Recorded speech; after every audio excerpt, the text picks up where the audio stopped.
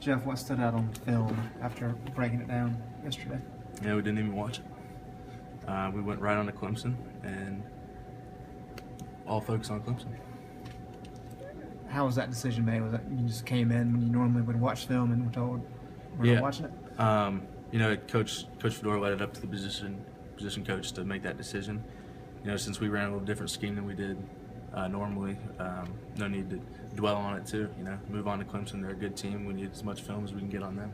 So we just spent that hour and a half that we normally spend correcting last game on Clemson. Did that come from Vic not to watch, or from who did it come from?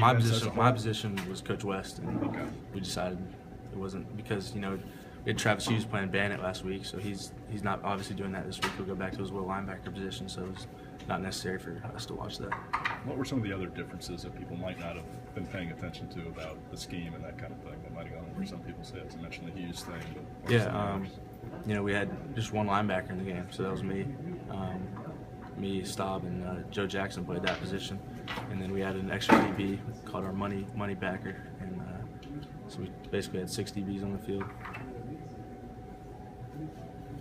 Vic said after the game that he thought the scheme was working decently until, I guess, the 3rd and 28 play.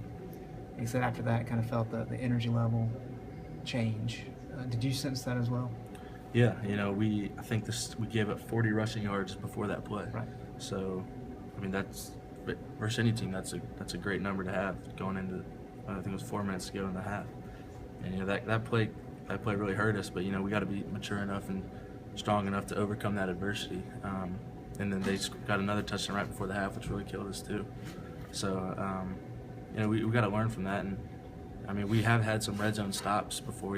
San Diego State twice. We held them twice inside the 5-yard line. So we had done it before, and we got to be able to draw back on that and do it again. Not as an excuse, obviously, but this team is really young. Is that something you can sense maybe at halftime that some of the younger guys had their head down a little bit? I wouldn't think so. I didn't think so at the time. We came out in the first drive of the second half. We did play pretty well, and I held them to a field goal. I don't know I think it was a field goal. So that was a positive. And then we get the pick 6, and then obviously they score the next possession again, which is.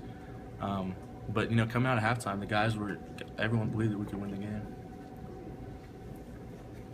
As a competitor, I asked Ryan the same question after a game like Saturday.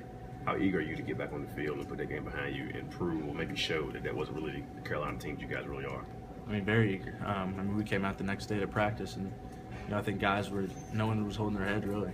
Guys were ready to move on, and excited for another opportunity this weekend. Do you anticipate any changes in practice this week? Maybe more tackling to the ground or anything like that? I haven't heard anything. The coach is probably discussing that today, but we'll find out tomorrow. Have you had time to look at, when you mentioned looking at Clemson, what stood out to you about their offensive scheme, especially about the freshman quarterback? Right. So they switched him, I guess, after the 3rd series of the Florida State game. He's more versatile. He's more mobile than the other quarterback they had. But he is a true freshman, which is different. The other guy was a redshirt senior, I think. So I guess just being a freshman, he's more prone to make mistakes. That's the cliche thing, but he's athletic. He's got a good arm. He'll make some plays.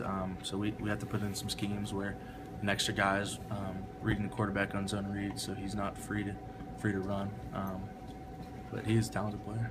you guys have had a couple of these kind of meltdown games